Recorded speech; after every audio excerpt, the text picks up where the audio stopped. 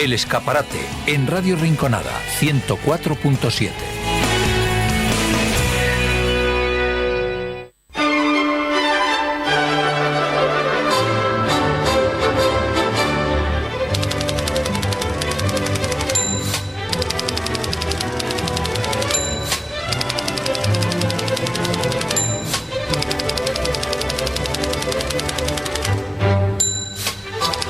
Hay muchas formas de terminar la semana, pero a nosotros nos gusta la nuestra.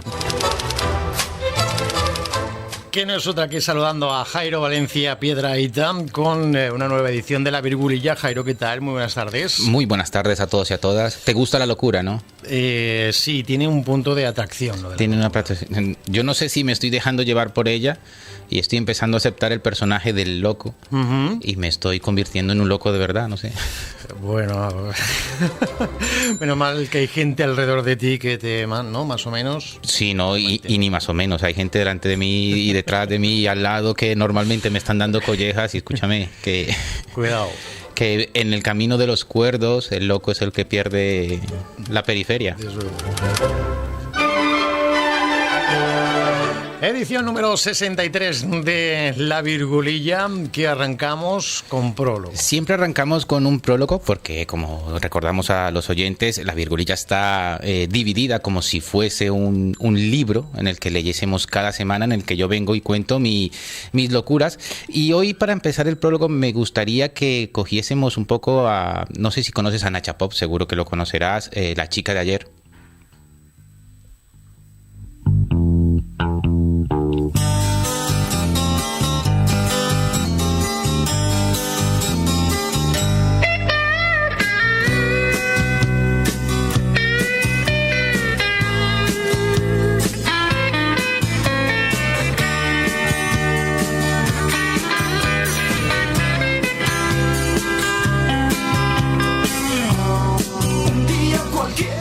Estamos aquí, una semana más, como aquella chica de ayer, mirando por la ventana a ver qué nos cuentan las letras cada semana.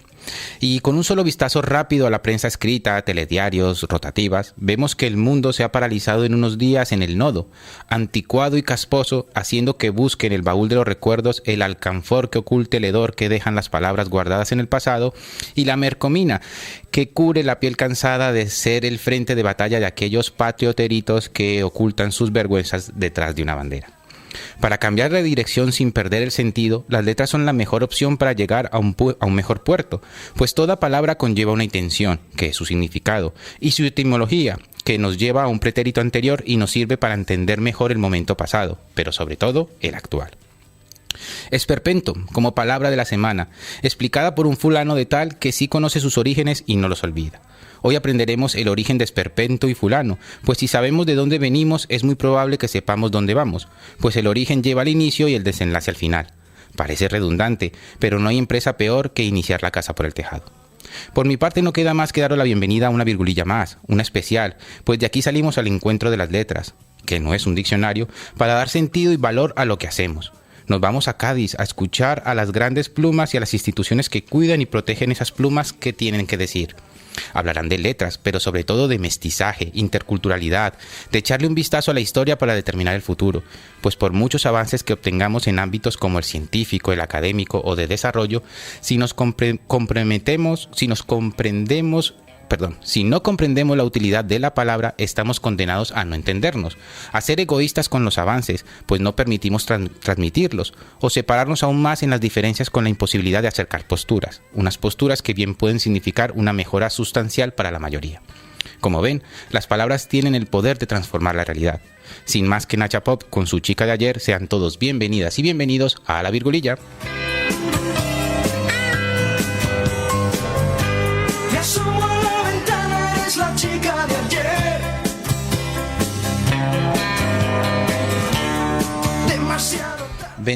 Ventana como pasado y ayer como tiempo compuesto. Esta semana hemos visto una ventana al pasado. Algo de... ¿Cómo decirlo? Esta semana es que me siento un poco con vergüenza ajena. A ver.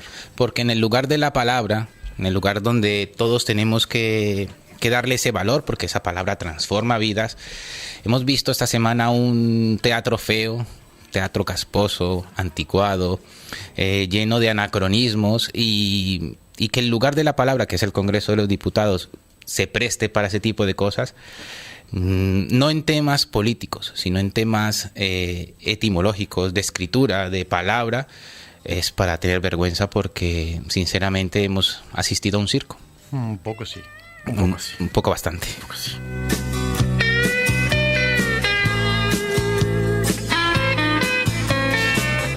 Y viendo ese circo, y sobre todo la palabra clave que era esperpento, me vine yo a la cabeza de qué podía traer a la virgulilla. Y esta semana en la virgulilla no podemos pasar por alto la palabra de la semana.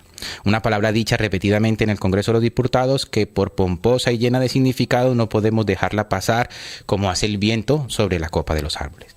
Esta semana se ha llevado la 6ª moción de censura de nuestra democracia, una moción de censura más cerca de ser un vodevil que de utilidad pública. La moción de censura recogida en el artículo 113 de nuestra Carta Magna dota al Parlamento de una herramienta de control al gobierno que puede quitar la confianza de este y otorgársela a un candidato alternativo que presente la moción. El líder del partido ultraderecha ha presentado esta moción basándola en 3 vocablos que repitió hasta en 9 ocasiones: circo, disparate y esperpento.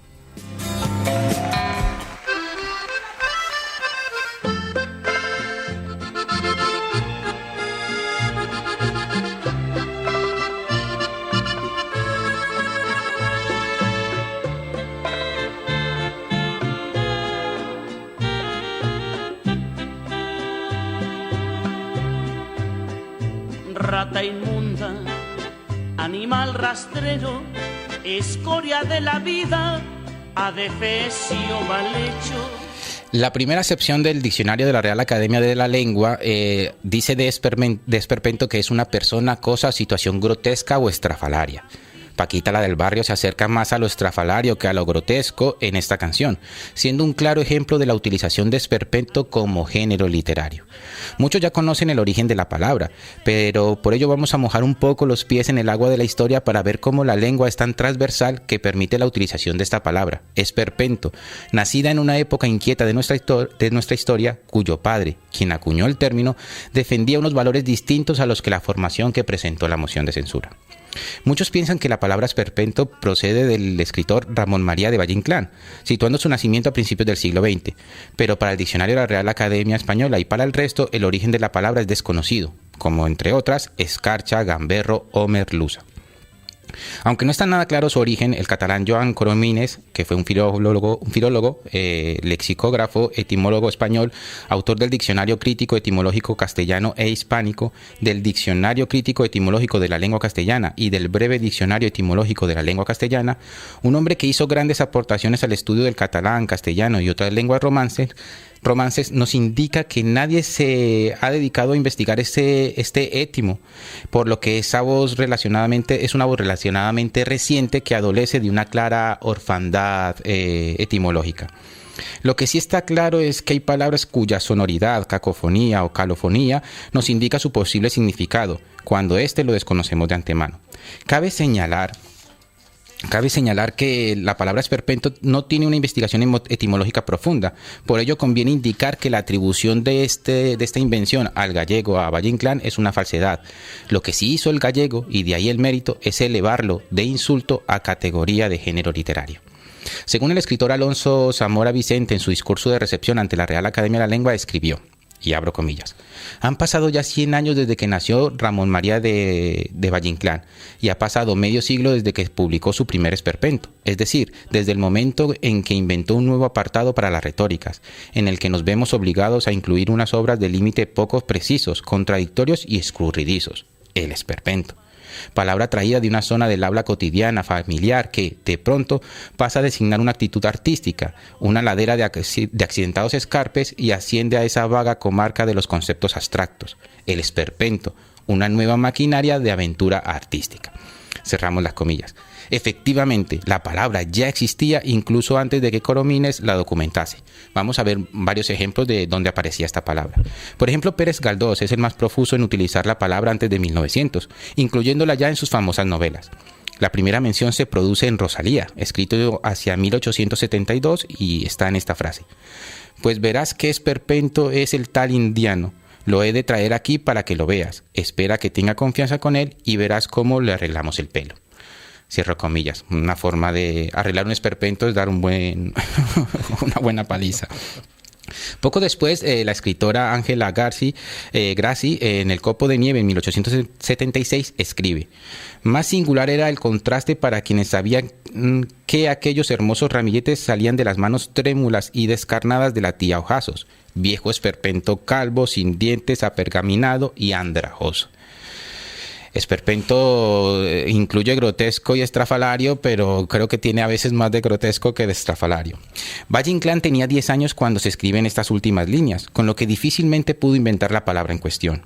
En ambas ocasiones, esperpento se emplea como en la tercera definición que el diccionario ofrece, que la califica como colonialismo, persona o cosa notable por su falsedad, desaliño o mala trenza. Una persona rara o ridícula, que fue como apareció en el primer diccionario de la lengua en 1914. El genial barbudo tuvo interés especial, acorde con los intereses de la generación del 98, en retratar lo español, y vio en el esperpento una de las formas de lograrlo, ya que este vocablo es entendido como narración que presenta la realidad deformada, llegando a lo grotesco, con el fin de poner de manifiesto aspectos criticables de la sociedad. Así, el esperpento está presente en pinturas de Goya, de Dalí, en la filmografía de Buñuel o de Almodóvar y un largo etcétera. Esperpento sería tan español como la propia picaresca. Esperpento se popularizaría en el lenguaje literario en las primeras décadas del siglo XX, y estas las habían empleado otros escritores como Eugenio Noel, Ramiro de Masuetsu, Carlos Arniches, Fernando Villalón y un largo etcétera de autores y autoras.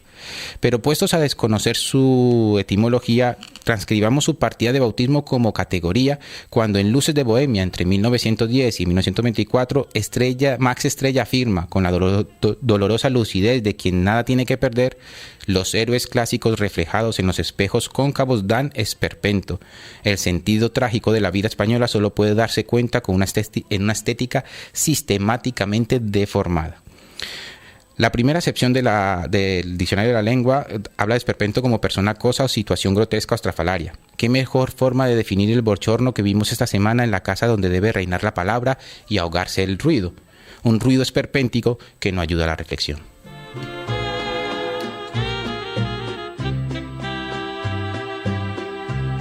Maldita sanguijuela, Maldita cucaracha. Pues fíjate que yo creo que esperpento había nacido con Valle Inclán. Yo afirmaba al 100%, de hecho creía que era una invención de él, que era una genialidad inventar una palabra y encima acuñarla y que llegue hasta el día de hoy. Sí. Pero como siempre, o como solemos descubrir en esta virgulilla, la realidad rara vez es acorde a la versión oficial, ¿no? Y descubrimos que la palabra no tiene un origen, que ya la han usado otros autores previamente, y que Valle Inclán lo que hizo, donde tuvo la genialidad fue de elevarla, claro, de un adjetivo simplemente a una categoría gramatical, una categoría literaria que permite describir realmente lo que es la sociedad y la historia de España. Sí. Un esperpento continuo. E incluso a un estilo de teatro, ¿no? El teatro del esperpento, por ejemplo. Claro. ¿No? Fíjate. Es llegar a un punto en el cual que creo que es lo que debe hacer cada escritor o escritora, o incluso cada persona que se dedique a cualquier tipo de arte o de empresa, que es lo que ya conocemos, llevarlo a un paso mayor, ¿no? A una ventana más. Valle Inclán hizo eso con esperpento, y ahora lo que hacemos es que estamos cerrando esa ventana porque lo esperpéntico que vemos es un poquito incómodo a la vista. Además se está ganando terreno. Porque un bicho rastrero. Me preocupa mucho que, sabiendo el pasado, conociendo el pasado, siendo tan recurrente, nos repitamos otra vez lo mismo y volvamos a lo mismo, y es como el día de la marmota constante, y volvemos otra vez y oye, mira, pero las palabras tienen ya su definición porque en la historia ocurrió esto, porque esto se utilizó en tal, porque era una forma de demostrar ese sistema deformado, que es como es España, por decirlo por decirlo de alguna manera, no. España es un estado deformado, pero es que eso es lo que lo hace grande, porque hay tantas divergencias y tantas opiniones y tantas formas de pensar distintas en un mismo espacio de libertad, que no debería ser un esperpento, debería ser lo normal. Exacto. Porque un bicho rastrero. Para pasar un poco el mal trago de lo esperpéntico de esta semana, vayamos del esperpento al amor. Bien nos podría ser... Uy, hoy se nota que es jueves y que llevo la semana preparando... Sí, esa garganta está regular. Está regular. Es que llevo una semana de mucho curro, gracias al cielo. Mira, yo no soy creyente, gracias a Dios no soy creyente, pero de una semana de mucho curro en el que he tenido que hablar bastante, y cuando uno habla bastante pasan estas cosas. Claro. Excusas aparte del esperpento al amor, que bien nos podría servir de título para un relato corto que inicia esta primavera, como la que iniciamos esta semana. Una primavera literaria que tiene en Andalucía el foco emisor de letras, pues al 9º Congreso Internacional de la Lengua en Cádiz le sigue nuestra cita particular con el arte escrito, una estación que ya se encuentra preparada para recibir las letras que nos acompañarán este año y que harán que La Rinconada sea, de nuevo, la estación que todo vagón literario quiera apearse. Mientras tanto, dime qué me quieres y dame un tequila, pues después de publicidad viene un fulano y mengano a contar de dónde vienen y para dónde van.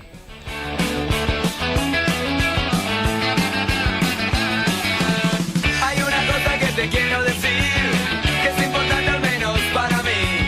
Toda la noche estuve sin dormir porque una frase de tu boca quiero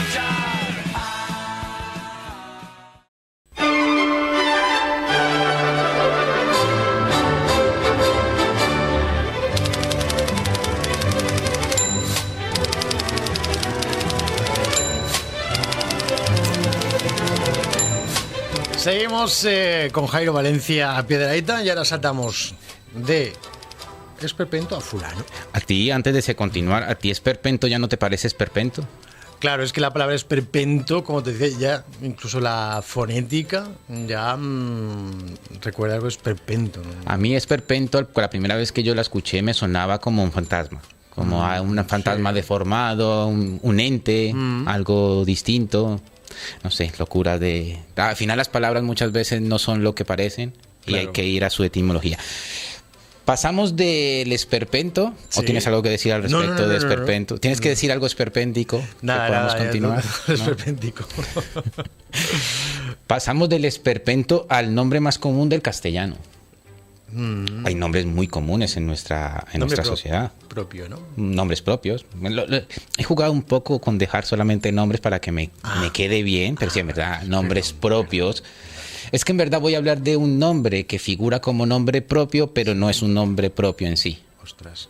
Ahora pensándolo mejor, tenía que haberlo encarado de una diferente manera, porque se me acaba de ocurrir. Da igual, el misterio lo estás alimentando, pero bien, porque el misterio del nombre propio que no es nombre propio. Correcto. Mejor así, queda mejor. Muchos pensarán que es Antonio, Manuel o José, o María del Carmen, María o Carmen, que son los nombres más comunes en nuestra lengua, y que se repiten desde la antigüedad y que se utilizan a ambos lados del charco que separa lo hispano de lo americano. Voy a hacer un pequeño paréntesis aquí que me acabo de acordar con lo de hispanoamericano. Resulta que hace poco descubrí que es una referencia errónea hablar de latinoamericano. Sí. Que es más acertado hablar de hispanoamericano, que latinoamericano es un término que acuñaron los franceses para ganarle el relato a España en el momento de las colonias en América. Entonces, claro, como para hacer un poco más despectivo, lo sacaron del hispano y lo llevaron al latín. Pero nosotros en verdad no teníamos nada que ver con los romanos o los griegos, sino con España, con lo hispano en sí. España sí es latina, pero América es hispana. Claro. Lo explicaban con la historia, no recuerdo el general francés que con esta guerra que siempre ha tenido con España-Francia e históricamente, para ganar el relato, lo que hicieron fue cambiar el término. Entonces ya no pasó a ser Hispanoamérica, sino Latinoamérica, y ya no hay referencia con España, separándonos de la madre patria. Exactamente. Curioso. Claro, porque cuando dices latino también puede ser, países de influencia latina también son Italia mismo, Grecia, Francia. Exactamente. Entonces, y para separar, para dar lo que mira la importancia de las palabras. Hombre, y tanto. que cortas un nexo de unión histórico con España, Claro. América Latina con América Latina, ¿ves? La América hispana con España, y lo que haces es que cercenas por el medio, Claro. le cambias la etimología y ya lo separas. Divide y vencerás. Exactamente, también las palabras. Pues vamos a escuchar a Peret, que viene a hablar de alguien, un tal...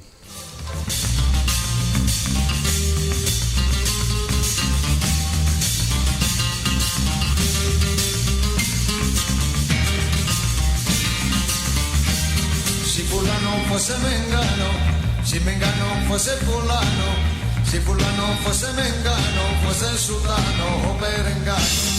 Fulano, sutano, melengano o perencejo. Ahora te hablo de ellos. Yo debo reconocer que soy fatal para los nombres. Los olvido con frecuencia y en más de una ocasión me han puesto en un apuro porque alguien me ha saludado con efusividad y yo he respondido el saludo con familiaridad, pero con las neuronas batiéndose en duelo por recordar a un tal fulanito. Claro. ¿Quién no ha tenido un fulano y a un mengano cuyo nombre propio es esquivo para la memoria? Es así como aparecen vocablos que nos ayudan en estas situaciones, pues se utilizan para referirnos a algo relacionado con alguien cuya identidad no es relevante. Por ejemplo, fulano presentó un esperpento por moción de censura. Pero es toda una familia, desde fulano y mengano hasta sus parientes más lejanos, mengano, sitiano o perencejo, y sus hermanos mellizos, perengano, con sus correspondientes féminos, ¿no? Pero muchos se piensan que estos son personajes históricos que existieron en la realidad, pero estos tipos y sus familiares son personajes ficticios que nos ayudan a que el texto se centre en los acontecimientos más que en el sujeto que practica la acción. Etimológicamente, a pesar de no comenzar por al, fulano viene del árabe, que es fulán, que significa un tal. Y mengano también viene del árabe que es mankan, que significa quien sea. Como he dicho antes, dichos personajes se utilizan desde la antigüedad para elidir el nombre real de alguien. Y no solo lo decimos nosotros, el diccionario académico explica que se usa para aludir a alguien cuyo nombre se ignora o no se quiere expresar, como en ha venido fulano preguntando por ti. Pero también se emplea para designar a una persona indeterminada o imaginaria. La justicia debe intervenir para dictaminar si fulano tiene derecho a un tratamiento distinto u otro. Cuando se hace referencia a varios individuos, fulano lleva aparejada una retahíla de familiares que la acompañan con idéntica rima. Mengano, sutano, perengano y hasta perencejo. Aunque este pariente lejano hace perder la musicalidad del conjunto.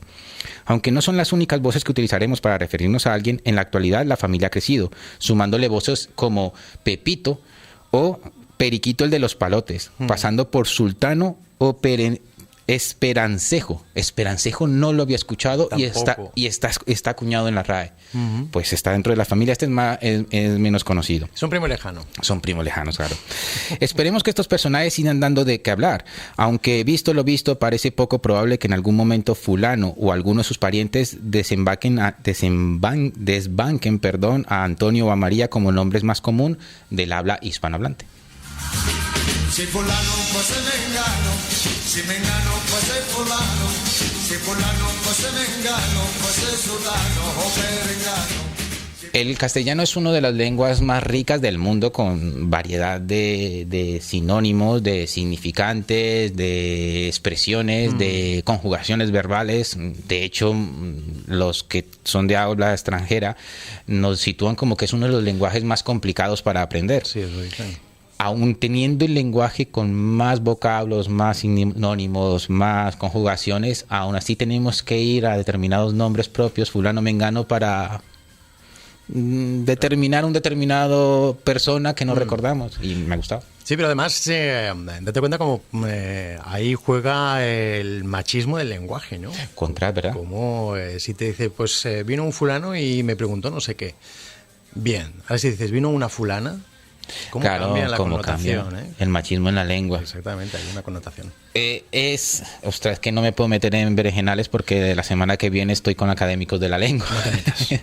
Pero es curioso cómo el lenguaje a veces invisibiliza o cambia el sentido cuando lo hablamos no solamente de fulano, Sí, zorro, zorra. Exactamente, hay muchas palabras que cuando se feminizan o cuando se hace alusión a lo femenino cambian completamente. O al revés, cosas femeninas que, por ejemplo, una cosa puede ser cojonuda, Claro. y es buena, o puede ser un coñazo y es malo. Y es malo.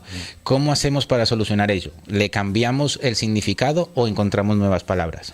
Yo creo que hay palabras de sobra como para ¿no? Sí. No sé, es que ya que estamos, si fulano, mengano, sutano han sobrevivido, pues podemos buscar un Paquita, algo que sustituya a fulano. Bueno, ahí tenemos a Rita. Rita la cantadora. Exactamente. Bye, Rita. Esa está dentro de la familia de Periquitos de los Palotes, ¿no? Correcto. Si fulano fuese mengano, si mengano fuese fulano. A mí me fascina el lenguaje, me fascina la forma de expresar. Busquemos todas las palabras posibles para poder hablar con alguien, hacernos entender. Vayamos a estas herramientas, intentemos feminizarlas un poco para que el lenguaje sea un poco más igualitario, pero que estas cosas no se pierdan, porque aunque sean un poquito machistas, también son, digamos, que el reflejo de cómo ha ido la sociedad, cómo ha ido. Al final la lengua está viva y es un claro ejemplo de lo que es uno como sociedad. Y la sociedad tiene esas partes que son machistas en un pensamiento, cuando una mujer cobra menos que un hombre, aunque hay gente que diga que no, o como esta mañana le escuché a un señor hablar, decir que su mujer es la que manda en casa y no darse cuenta que el propio comentario en sí es machista de por sí. O sea, ahí el lenguaje nos marca el camino. Cambiemos el lenguaje, pero no por cambiarlo, sino para que aprendamos. Porque al final el lenguaje cambia la sociedad. Claro. Pero cambiémoslo no incluyendo o haciendo normativas. Yo es que estoy muy en contra del lenguaje no binario y muy a favor del lenguaje inclusivo, que son dos cosas diferentes y en algún determinado momento lo traeremos a la virgulilla para ver cuál es la diferencia entre uno y otro. Lo apuntamos. Si fulano fuese mengano, fuese sudano o perengano. Si fulano fuese mengano. Se acaba la virgulilla de hoy. Y no por mí, pues estaría delante de esta luz roja un poco más, pero resulta que nos espera un tren camino de Cádiz, hogar de nuestra primera constitución, lugar de idas y venidas, lugar fundamental en la historia de nuestro país y de nuestra región en particular. Lo que viviremos la semana que viene allí será para no olvidar, para situarlo en ese lugar del pensamiento que no requiere esfuerzo para llegar a él, para guardarlo en esa parte de la memoria que no se quiere olvidar y que por mucho tiempo que pase sigue viniendo al encuentro, recordando lo que pudo ser y no fue, viviendo lo que fue y ahora no es, añorando lo que será sin negar el ahora. No seáis malos, como siempre os digo, y si lo sois, que sea para pedir perdón y no permiso, para conseguir cada uno de vuestros esperpentos, lejanos y sutiles, pues son ellos y nosotros los que se quedarán grabados en la memoria como muestra y recordatorio de lo que pudo ser y no fue, de lo que pudo haber sido y no será. Mentalmente para remediarlo, voy a quedarme contigo para siempre, pero puede que te encuentre últimamente. Tanto me confundo con la gente, sentimentalmente nuestro por ahora es el nido que el olvido ha destruido. Y si el viento me devuelve a tus orillas, serenamente será dormido, serenamente será dormido. Pues para no olvidar, la próxima semana que vas a estar en la Tacita de Plata. Estaremos allí. Estoy como un niño con zapatos nuevos. Me estoy entre el nerviosismo y la esperanza, entre el regocijo y el terror. Bueno, hombre, vamos a decir que va al Congreso Internacional de la Lengua Española, que lo de terror y dónde van a mandar ese chico. A ver, lo voy a explicar. Estoy muy emocionado porque no solamente, las letras, la literatura son mi pasión. Pero resulta que lo que va a ocurrir la semana que viene es como si fuese el Mundial de las Letras. No sé, cada 4 años se reúnen los futbolistas para saber quién es el mejor en ese momento del deporte. Pues cada 3 años se reúnen los literatos, literatas, escritores, escritoras, autoras, académicos y académicas para dictaminar cuál es el futuro de la lengua y hacia dónde vamos. Tenemos la suerte, que ha sido gracias a la desgracia que le ha pasado a nuestros hermanos peruanos, con el problema político que llevan y no se pudo hacer en Arequipa, que se hará en el 2025, pero lo han traído a Cádiz, estamos al lado de casa, estamos en la radio, nos han acreditado, pues habrá que estar allí en primera fila escuchando hacia dónde va el lenguaje, cuál es el mestizaje y la interculturalidad de la que nos hablan.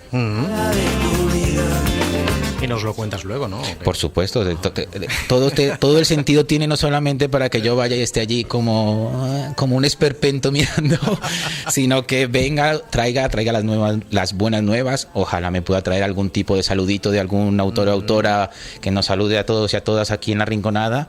Y por qué no, abrir sinergias, claro, conocer gente nueva y disfrutar de esta pasión, eso que es la lengua. Mañana será posible. Pues la próxima Virgulilla tendrá aroma gaditano. Puede ser que haya alguna conexión durante la semana y martes o miércoles. Y si tú me abres la ventana, yo estoy puesto a acercarte un poco a la brisa del mar gaditana. Vale. Pues mira, cuando sepamos ya la agenda, se cierra definitivamente la agenda en Cádiz, pues buscamos un huequecito y nos haces una crónica desde allí. Así tengo una opción de ponerte un poquito los dientes largos. Sí, un poco sí, pero bueno, si tú disfrutas, yo disfruto. Ay, qué bonito. Jairo, nos encontramos el próximo jueves. Nos encontramos el próximo jueves a todos. Adiós a todos y a todas. Y si un día te encontraré una mañana, será posible, será dormido, será posible.